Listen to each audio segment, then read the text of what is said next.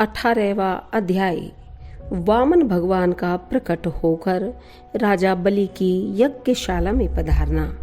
श्री सुखदेव जी बोले, हे राजा परीक्षित, समय आने पर अदिति के गर्भ से आदि पुरुष भगवान प्रकट हुए। उस समय संपूर्ण ग्रह, नक्षत्र तथा जगत का वातावरण और शोभा अलौकिक थी। वायु सुगंधित होकर बहने लगी। सूर्य का प्रकाश मंद गति से आने लगा। उस शुभ अभिजीत नक्षत्र में विजया द्वादशी के दिन भगवान का जन्म हुआ। उस दिन भाद्रपद शुक्ल पक्ष की श्रवण नक्षत्र वाली द्वादशी थी। सूर्य आकाश के मध्य में थे। शंख, ढोल, मृदंग आदि बजने लगे तथा फूलों की वर्षा होने लगी। गंधर्व अप्सराएं नाचने लगी तथा देवता उनकी स्तुति करने लगे। अदिति ने भगवान के अलौकिक दिव्य स्वरूप की झांकी की। वह चतुर्भुज स्वरूप शंख, चक्र, गदा, पद्म से युक्त था। उनके बड़े बड़े नेत्र कमल के समान थे। श्याम वर्ण पर पीतांबर शोभायमान था। वक्ष स्थल पर श्रीवत्स का चिन्ह तथा वनमाला शोभायमान थी। सिर पर मुकुट, कमर में करधनी तथा बाजूबंद शोभायमान थे। उनकी कांति से कश्यप जी के घर का अंधकार दूर हो गया। प्रजापति कश्यप ने जब भगवान का अवतार हुआ देखा, तब वे अति विस्मय होकर भगवान की जय बोलने लगे। कश्यप जी ने वामन भगवान का जात कर्म संस्कार किया। जब उनका उपनयन संस्कार होने लगा, तब गायत्री के अधिष्ठात्र देवता स्वयं सविता ने उन्हें गायत्री का उपदेश दिया। बृहस्पति जी ने यज्ञोपवीत दिया तथा कश्यप जी ने मेखला दी। पृथ्वी ने कृष्ण मर्ग का चर्म और चंद्रमा ने दंड तथा माता अदिति ने कोपीन और कटी वस्त्र धारण करने को दी। आकाश ने छत्र, ब्रह्मा जी ने कमंडलू, सप्त ऋषियों ने कुश तथा सरस्वती ने रुद्राक्ष की माला प्रदान की। इस प्रकार वामन भगवान का उपनयन संस्कार हुआ। कुबेर जी ने भिक्षा का पात्र तथा जगत जननी उमा ने भिक्षा दी। इस प्रकार ब्रह्मचारी वामन भगवान का सबने सम्मान किया और वे ब्रह्म तेज से शोभायमान होने लगे। हे राजन, उस समय दैत्यराज बलि भृगुवंशी ब्राह्मणों की आज्ञा अनुसार 100वां अश्वमेघ यज्ञ कर रहा था। उसका यह यज्ञ इंद्र पद प्राप्ति के लिए अंतिम यज्ञ था। यह यज्ञ नर्मदा नदी के उत्तर तट पर भृगु कक्ष नामक स्थान पर हो रहा था। वामन भगवान बटुक भेष में असहाय ब्रह्म तेज के साथ उसी स्थान पर पहुंचे। राजा बलि के यज्ञ में बैठे हुए सब ब्राह्मण, ऋषिध्वज आदि ने उनको देखा, किंतु उनके असहाय तेज को देखकर उन्हें ऐसा प्रतीत हुआ कि सूर्य भगवान स्वयं राजा बलि से प्रसन्न होकर वर देने को आ रहे हैं। वामन भगवान के तेज से सबके तेज निस्तेज हो गए। शुक्राचार्य अपने शिष्यों सहित बड़े विस्मय से आए तथा हजारों प्रकार की कल्पनाएं करने लगे। कहीं सूर्य, अग्निदेव अथवा संत कुमार तो नहीं आ रहे हैं, अथवा इंद्र तो विघ्न उपस्थित करने नहीं आ रहा है। उस समय हाथ में छत्र, दंड तथा जल से भरा कमंडलू लेकर वामन भगवान ने यज्ञशाला में प्रवेश किया। उनके गले में यज्ञोपवीत तथा कमर में मूंज की मेखला थी। बगल में मृग चर्म, सिर पर जटा धारण किए हुए बोने ब्राह्मण के भेष में मायापति भगवान ब्रह्मचारी के रूप में यज्ञ मंडप में पधारे। उनके तेज से प्रभावित होकर सभी ब्राह्मण ऋत्विज अग्नियों सहित उठकर खड़े हो गए और उन्हें प्रणाम किया। वामन भगवान के सभी अंग लघु रूप में अति सुंदर, दिव्य तथा दर्शनीय थे। बलि ने उठकर उन्हें आसन प्रदान किया और मधुर वाणी से उनका सत्कार करते हुए उनके पैर धोए तथा उनकी पूजा की।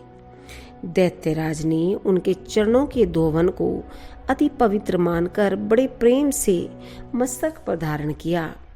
दैत्यराज बलि ने कहा, हे ब्राह्मण कुमार, आपका शुभ आगमन अति उत्तम हुआ। मैं आपको नमस्कार करता हूँ। मुझे आज्ञा दीजिए कि मैं आपकी क्या सेवा करूँ। ऐसा प्रतीत होता है कि बड़े बड़े ब्रह्म ऋषियों का तेज तथा तपस्या ही स्वयं मूर्तिमान होकर मेरे यज्ञ को पवित्र करने के लिए पधारे हैं। आपके चरणोदक से मैं तथा मेरा घर पवित्र हो गया। संपूर्ण यज्ञों का फल मुझे अनायास ही मिल गया। आपके ये छोटे छोटे चरण जिस भूमि पर पड़े हैं वह सारी पृथ्वी पवित्र हो गई। हे ब्रह्मचारी जी, आप जो चाहें धन, रत्न, स्वर्ण, गाय, उत्तम भवन, अन्न, विवाह के योग्य कन्या, घोड़े, हाथी, पीने की वस्तु, जो चाहे मुझसे मांग लें, मैं अवश्य ही मुंह मांगी वस्तु आपको दूंगा। 19वां अध्याय। वामन भगवान का बलि से 3 पग पृथ्वी मांगना, बलि का वचन देना तथा शुक्राचार्य जी का राजा बलि को रोकना। श्री सुखदेव जी बोले, हे राजन, बलि के धर्म युक्त तथा मधुर वचनों को सुनकर वामन भगवान ने प्रसन्न होकर उसका अभिनंदन किया।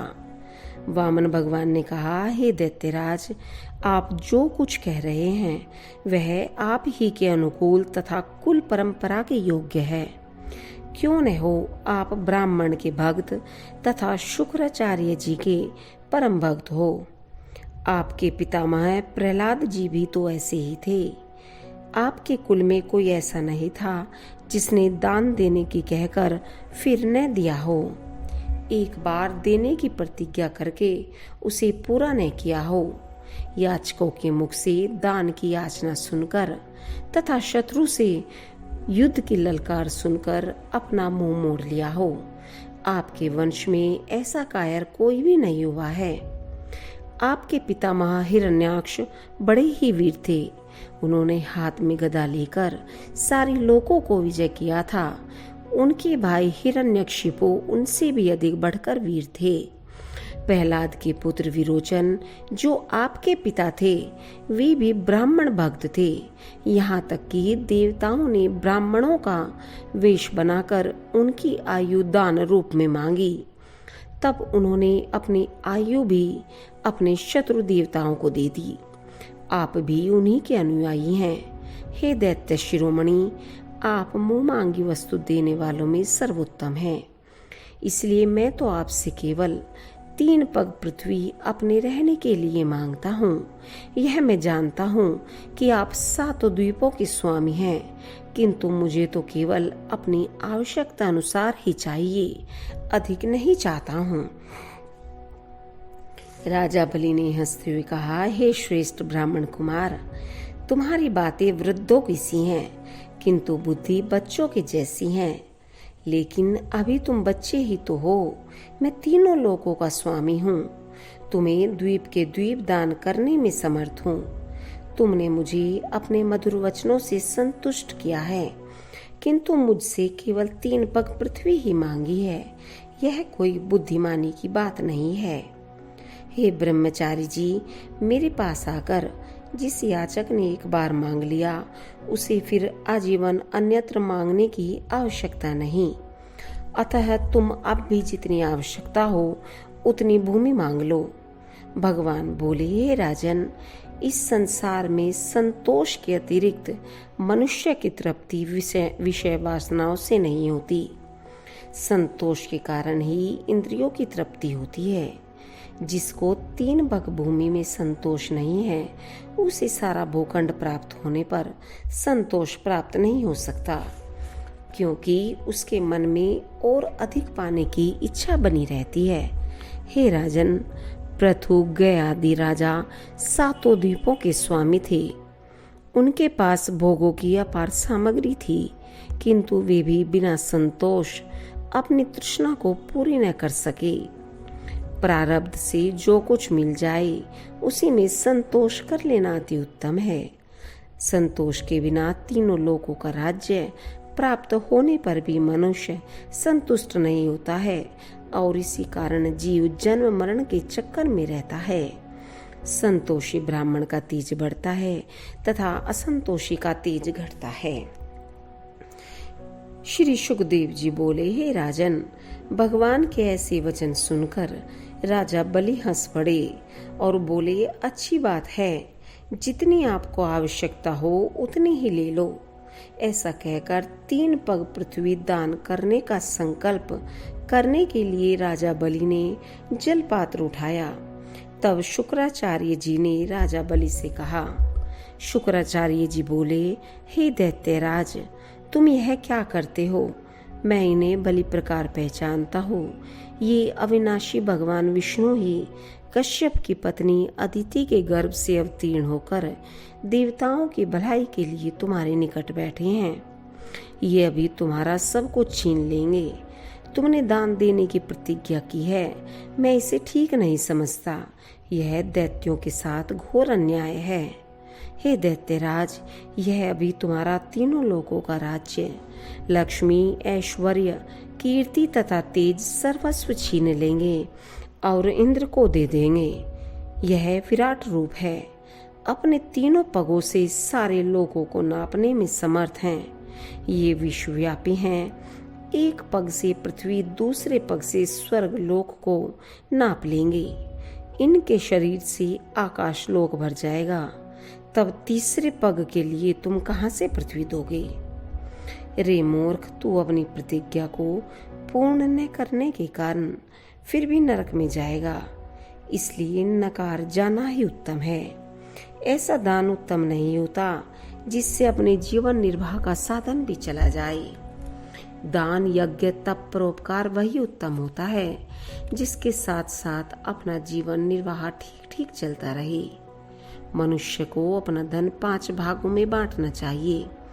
कुछ धर्म के लिए, कुछ यश के हेतु, कुछ धन की वृद्धि हेतु, कुछ भोगों के हेतु तथा कुछ अपने कुटुंबियों के लिए धन रखना चाहिए।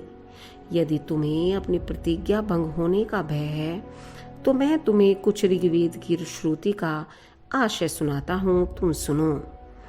श्रुति कहती है, किसी को देने की प्रतिज्ञा करना तो सत्य है तथा मना कर देना सत्य है। यह शरीर एक वृक्ष है तथा सत्य इसका फल फूल है। जब शरीर ही न रहा तब सत्य कहाँ से रहेगा? मैं दूंगा ऐसा कह देने का अर्थ अपने धन को व्यय कर देना है। धन के खाली हो जाने से उसका शरीर न रहेगा और न ही उसका सत्य ही रहेगा। जो मैं नहीं दूंगा ऐसा कहता है, यानी असत्य बोलता है, तो वह धन को सुरक्षित रखने वाला है।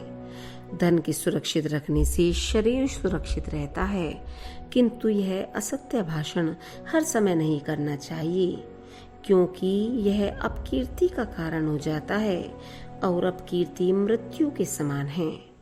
असत्य भाषण स्त्रियों को प्रसन्न करने के लिए, हास परिहास में, विवाह आदि में, प्राण संकट में आने पर, गो ब्राह्मण की रक्षा के लिए तथा किसी को मृत्यु से बचाने के लिए असत्य बोलना पाप नहीं है। 20वां अध्याय।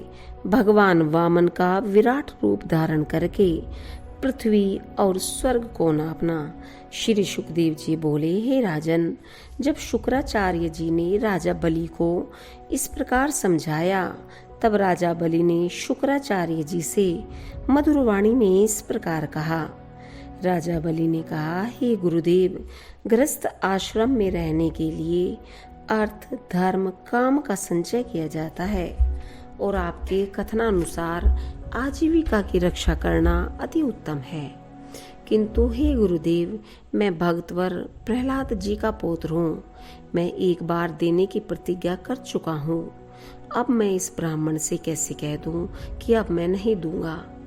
इस पृथ्वी ने कहा है कि असत्य से बढ़कर अधर्म नहीं है। मैं सब कुछ सहन कर सकती हूँ, किंतु झूठे मनुष्य का भार नहीं सह सकती हूँ।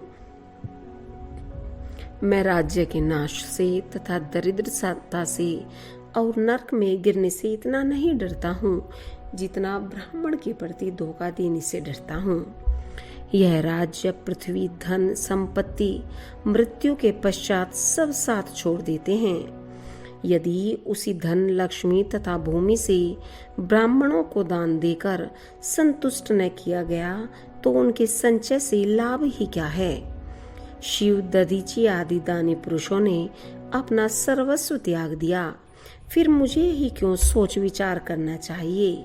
हे गुरुदेव, इस पृथ्वी का उपभोग पहले भी बड़े बड़े दैत्यों ने किया है, किंतु वे भी इस पृथ्वी को ज्यों का त्यों त्याग कर चले गए।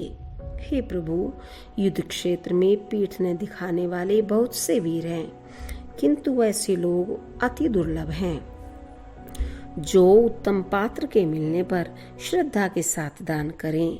यदि सत्पात्र को दान देकर वह दान देने वाला दुख भोगता है तो वह दुख भी उत्तम है। इसलिए मैं इस ब्राह्मण कुमार की इच्छा अवश्य पूरी करूंगा। हे ब्राह्मण, जिन यज्ञ पुरुष भगवान की आराधना बड़े बड़े ब्रह्मवेत्ता यज्ञों द्वारा करते हैं, वे स्वयं ही हमारे यज्ञ में पधारे हैं, तो पृथ्वी दान करने में मुझे कोई हानि नहीं, क्योंकि मुझे पृथ्वी दान न करने पर भी ये बलपूर्वक मुझसे छीन लेंगे। यदि यह ब्राह्मण है तो मुझे ऐसा सत्पात्र दान देने के लिए कहाँ मिल सकता है। इसलिए मेरा दोनों प्रकार से ही कल्याण है। श्री सुखदेव जी बोले, हे राजन, शुक्राचार्य जी ने जब यह देखा कि मेरा शिष्य दैत्यराज बलि मेरी आज्ञा का उल्लंघन कर रहा है, तब देव की प्रेरणा से उन्होंने दैत्यराज बलि को शाप दे दिया। शुक्राचार्य ने कहा, रे मूर्ख, तू अज्ञानी होते हुए भी पंडितों की भी बातें करता है। तूने अहंकार वश मेरे वचनों को नहीं माना, इसलिए शीघ्र ही अपनी लक्ष्मी को खो बैठेगा। हे राजन, दैत्यराज बलि शाप के योग्य नहीं थे, क्योंकि वे अपनी प्रतिज्ञा पर अटल थे। वे गुरु श्राप को सुनकर भी अपनी प्रतिज्ञा से न टले। उन्होंने वामन भगवान की विधिवत पूजा की और 3 पग पृथ्वी देने का संकल्प हाथ में जल लेकर कर दिया। महारानी विंध्यावती ने जल का स्वर्ण पात्र लेकर वामन भगवान के चरण पखारने के लिए दैत्यराज बलि को दिया। दैत्यराज बलि ने बड़े आनंद से प्रेम मग्न होकर भगवान के सुंदर चरणों को पखारा और चरणों तक अपने सिर पर चढ़ाया। उस समय आकाश से पुष्पों की वृष्टि होने लगी। देवता, गंधर्व, अप्सराएं गुणगान करने लगी। हे परीक्षित, इसी समय एक विचित्र घटना घटी। उन वामन भगवान का वह स्वरूप बढ़ने लगा। वह विश्व विराट स्वरूप इतना बढ़ा कि पृथ्वी, आकाश, स्वर्ग, 10 दिशाएं, समुद्र, पाताल, देवता, मनुष्य, पशु, पक्षी सभी उसमें समा गए। राजा बलि ने उस विराट स्वरूप में संपूर्ण चराचर जगत को देखा। चरण तल में रसातल तथा चरणों में पृथ्वी, पिंडलियों में पर्वत, जांघों में मृदगण, घुटनों में पक्षी देखे। विराट भगवान के वस्त्रों में संध्या, गुह्य स्थानों में प्रजापति, जघन स्थान में असुर, नाभि में आकाश, वक्ष स्थल में नक्षत्र तथा कोख में 7 समुद्र देखे। इस प्रकार राजा बलि ने सर्वात्मा भगवान में संपूर्ण ब्रह्मांड को देखा।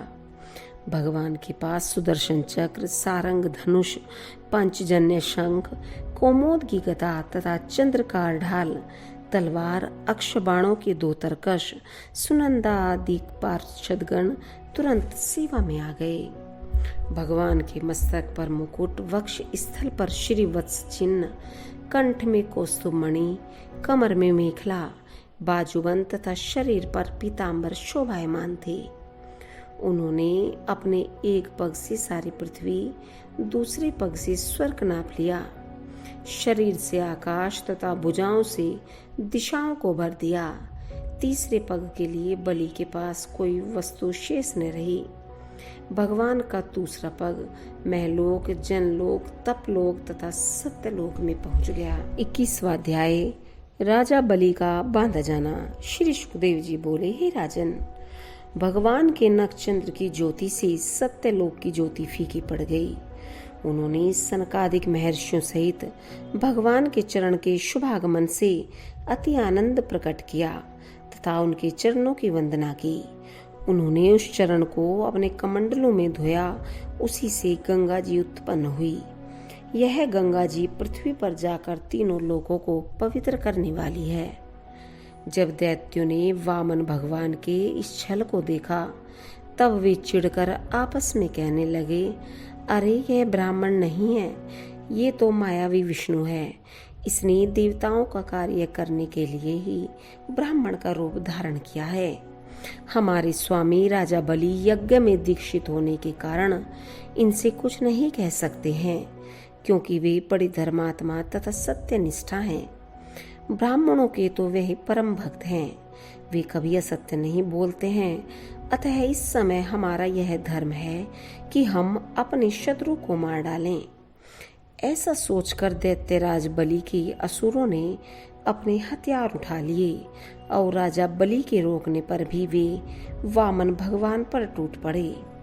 हे राजा परीक्षित, जब भगवान के पार्षदों ने दैत्यों को आक्रमण करते हुए देखा, तब उन्होंने हंसकर उन्हें रोक दिया।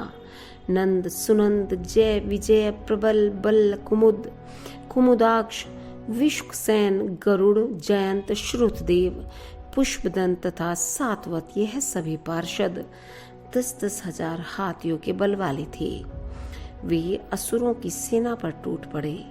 जब दैत्यराज बलि ने भगवान के पार्षदों तथा अपने सैनिकों को लड़ते देखा, तब शुक्राचार्य का शाप स्मरण करके उन्होंने अपने दैत्यों को रोक दिया। दैत्यराज बलि बोले, हे दैत्यों, यह समय हमारे अनुकूल नहीं है। काल भगवान को दबाना शक्ति से बाहर है।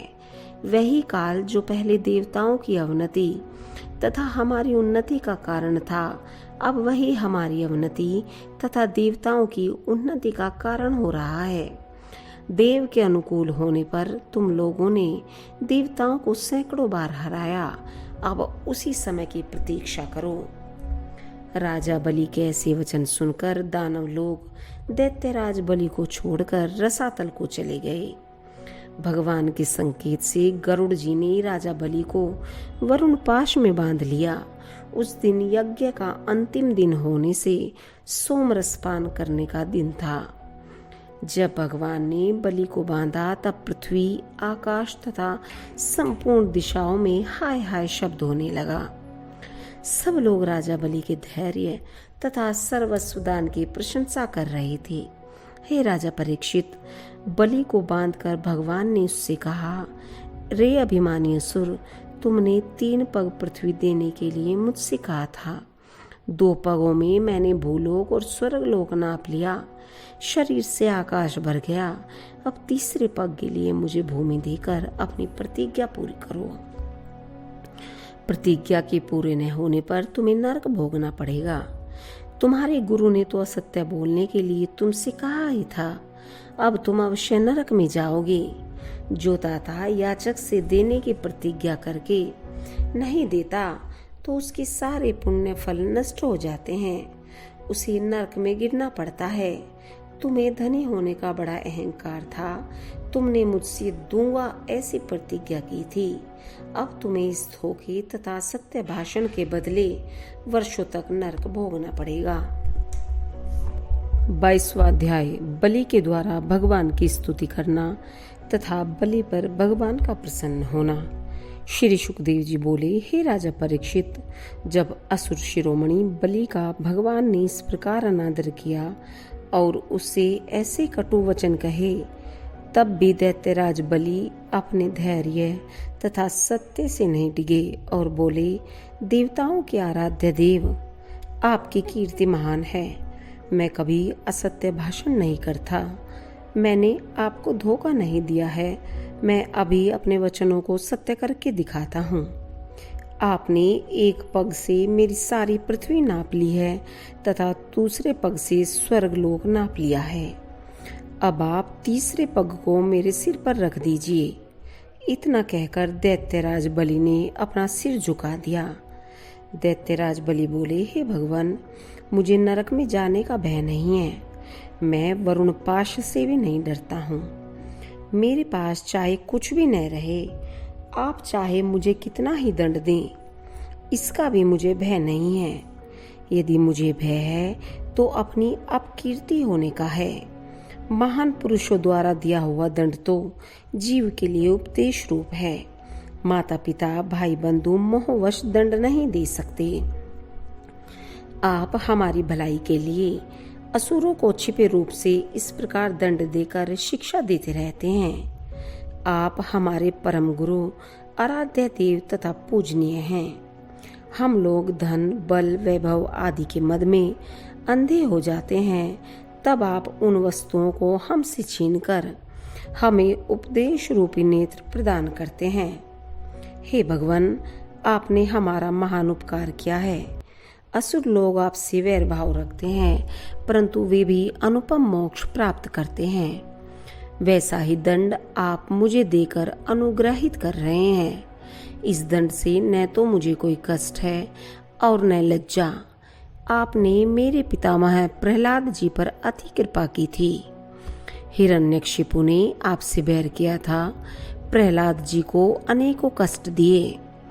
प्रहलाद जी के परम ज्ञानी होने के कारण इन्होंने अपनी संपूर्ण नाशवान विभूतियां आपके चरणों में निछावर कर दी। इसी कारण उन्हें आपका परम पद प्राप्त हुआ। ऐश्वर्य और लक्ष्मी के कारण ही जीव की बुद्धि मारी जाती है। वह अपने जीवन को नाशवान तथा अनित्य नहीं समझता है। श्री सुखदेव जी बोले, हे राजा परीक्षित, जिस समय राजा बलि भगवान से इस प्रकार कह रहे थे, उसी समय भक्तवरी प्रहलाद भी वहां पर आ गए। राजा बलि ने अपने पितामह को श्री संपन्न चतुर्भुज स्वरूप पीताम्बर धारण किए हुए देखा। तब बलि ने वरुण पाश में बंधे हुए उन्हें सिर झुकाकर प्रणाम किया।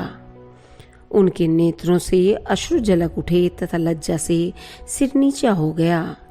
जब भक्तवर प्रहलाद जी ने भगवान के दिव्य स्वरूप के दर्शन किए और नंद सुनंद आदि पार्षदों को देखा, तब वे अपने स्वामी के प्रेम में पुलकित हो गए और आनंद विभोर होकर प्रेमाश्रु बहाते हुए सिर झुकाकर उन्हें साष्टांग दंडवत प्रणाम किया। प्रहलाद जी बोले, हे भगवान, आपने इस बलि को तीनों लोकों का ऐश्वर्य तथा इंद्र पद प्रदान किया था, वहीं अब आपने इससे छीन लिया। जैसा आपका देना अति सुंदर है, वैसा ही आपका लेना भी अति सुंदर है। आपने इस असुर से राजलक्ष्मी छीनकर बड़ी कृपा की है। लक्ष्मी के मद में बड़े बड़े ज्ञानी पुरुष भी अंधे हो जाते हैं। आप ही इन असुरों पर कृपा करते रहते हैं। आपको मेरा नमस्कार है। श्री सुखदेव जी बोले, हे राजन, इतना कहकर प्रहलाद जी शांत हो गए। उस समय ब्रह्मा जी कुछ कहना चाहते थे, किंतु इतने ही में दैत्यराज बलि की पतिव्रता पत्नी विंध्यावली भगवान के चरणों में प्रणाम करके इस प्रकार बोली। विंध्यावली ने कहा, हे परमात्मन, आप अपने खेल के लिए इस संपूर्ण जगत की सृष्टि रचते हो। कुबुद्धि लोग ही अपने को इसका स्वामी मानते हैं। वास्तव में आप ही इसके कर्ता, भर्ता, संहर्ता हो। अपने को झूठ मूठ करता मानने वाले आपको क्या दे सकते हैं? वह तो स्वयं ही भिखारी हैं। ब्रह्मा जी ने कहा, हे जगत गुरु, अब आप इस दैत्य को छोड़ दीजिए।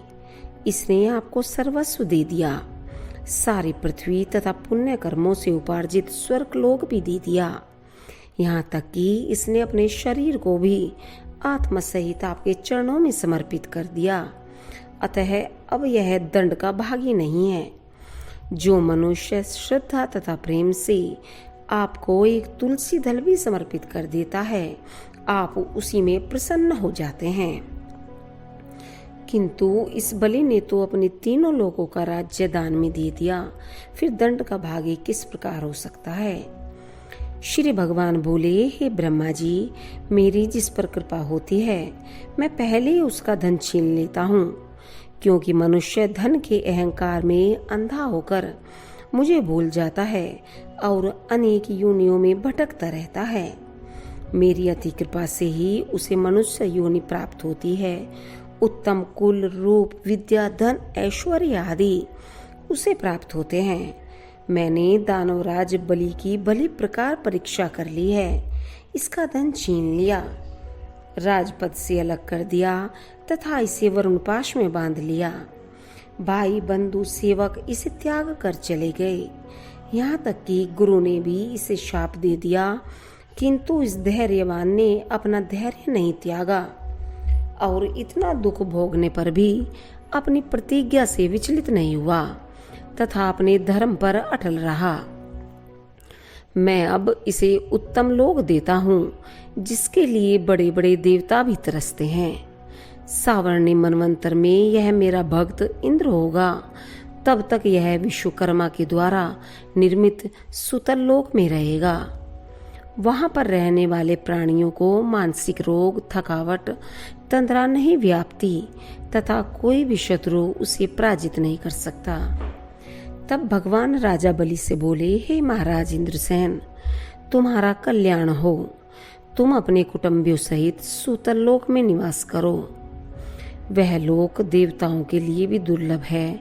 जो दैत्य तुम्हारी आज्ञा न मानेगा, उसको मेरा चक्र काट देगा। वहां पर मैं तुम्हारी दुर्गपाल बनकर रक्षा करूंगा। मेरे प्रभाव से तुम्हारी सभी आसुरी भाव नष्ट हो जाएंगे। 23वां अध्याय, बलि का बंधन से मुक्त होना और सूतल लोक को जाना। श्री सुखदेव जी बोले, हे राजन, जब विराट भगवान ने राजा बलि से इस प्रकार कहा, तब राजा बलि के नेत्रों में अश्रु झलक उठे। प्रेम में विवल होकर गदगद वाणी से हाथ जोड़कर बोले, हे भगवान, मैंने तो आपको पूरा प्रणाम भी नहीं किया है, केवल चेष्टा भर की है। उसी के फलस्वरूप आपने मुझे वह परम पद दिया है जो बड़े बड़े भक्तों को दुर्लभ है। आपने मुझ असुर पर अति कृपा की है। श्री सुखदेव जी बोले, हे राजन, बलि इस प्रकार कह ही रहे थे कि वे वरुण पाश से शीघ्र ही मुक्त हो गए। तब राजा बलि ने पृथ्वी पर लेटकर विराट भगवान, ब्रह्मा जी तथा शंकर जी को साष्टांग प्रणाम किया और अपने असुरों को लेकर सूतल लोक को चले गए। तब यज्ञ पुरुष भगवान ने स्वर्ग लोक का राज्य देवराज इंद्र को दे दिया। जब प्रहलाद जी ने देखा कि राजा बलि बंधन से मुक्त होकर भगवान की अहेतु की भक्ति प्राप्त कर चुके हैं, तो गदगद कंठ से उनकी स्तुति की।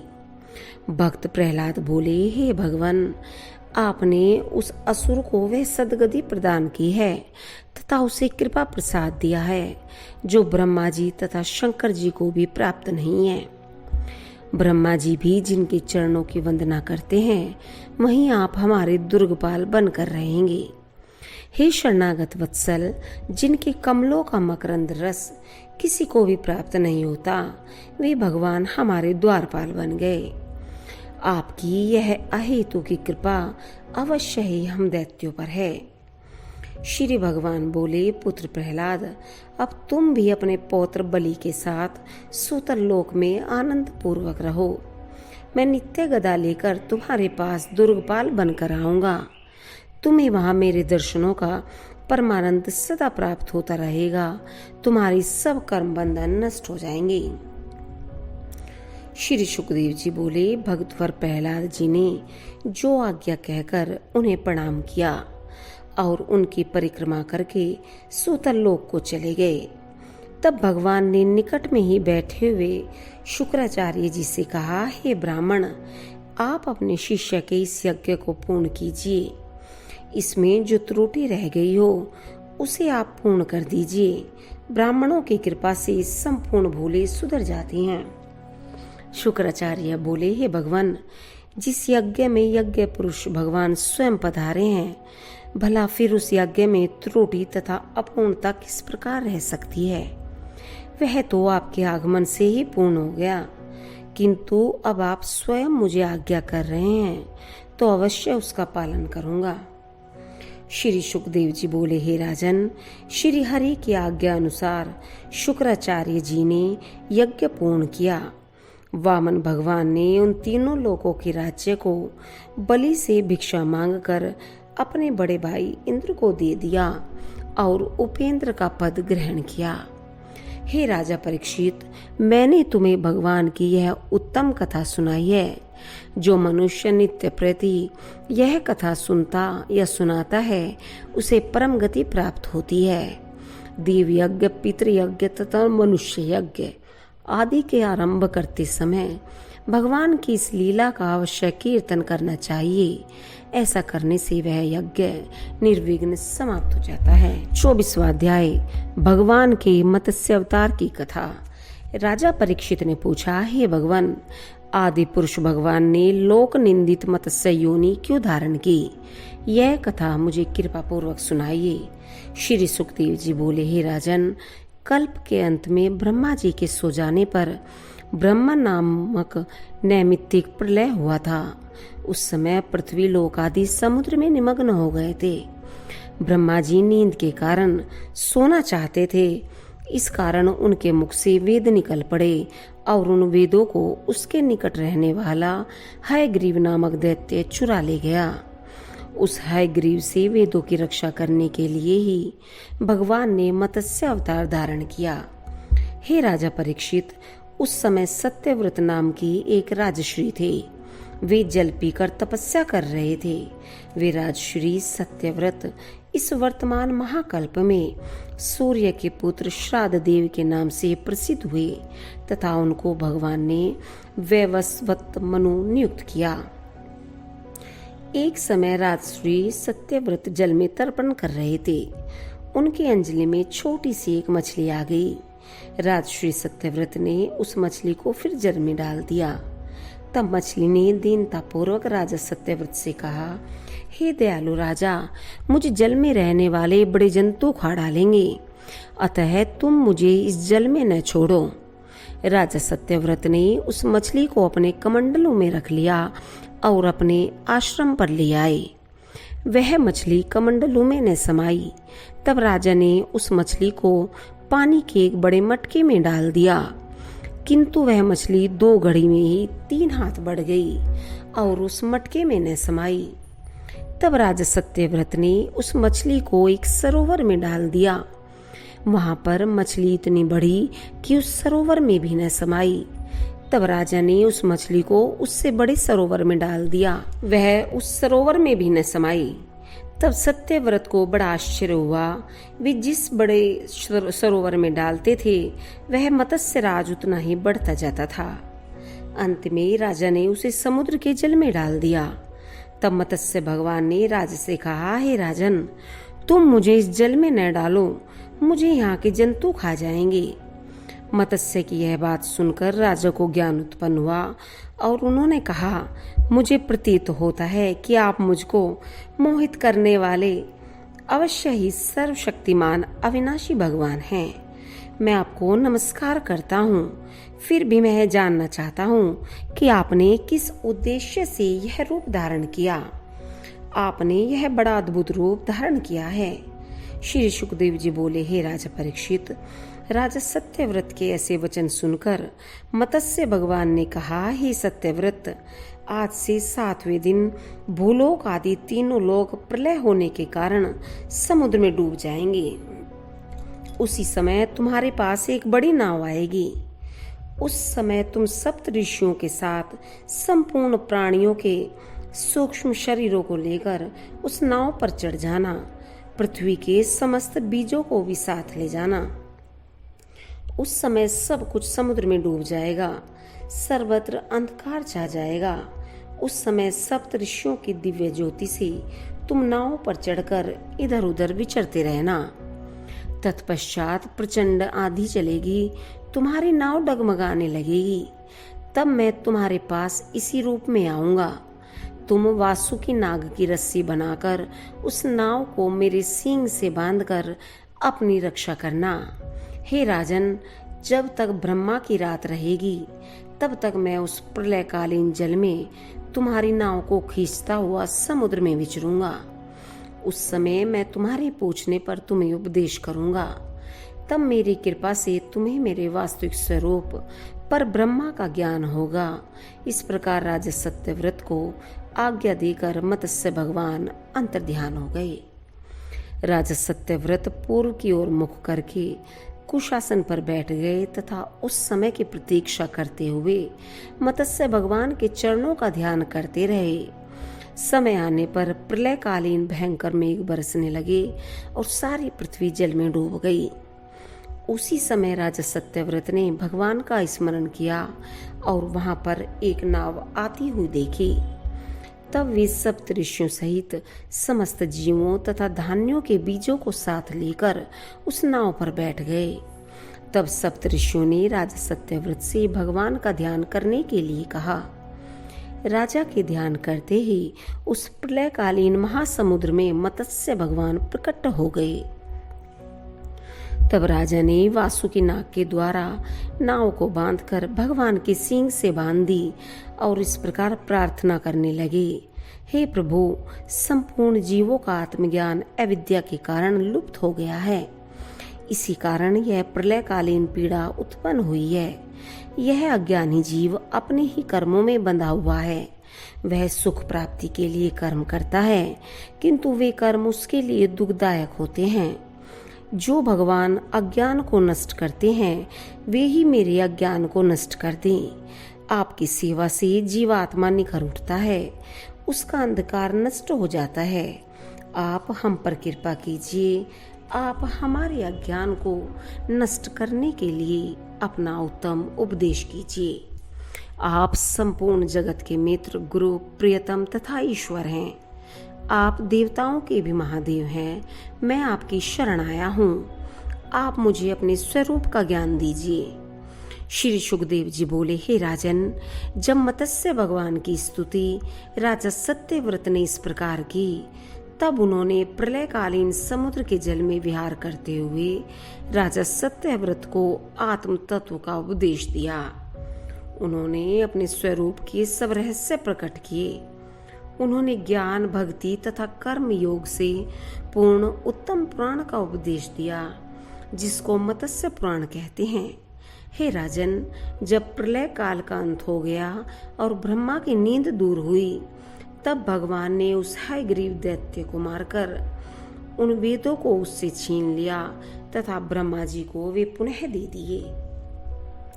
वे राजा सत्यव्रत ज्ञान से परिपूर्ण होने के कारण इस वर्तमान कल्प में वैवस्वत मनु हुए हैं।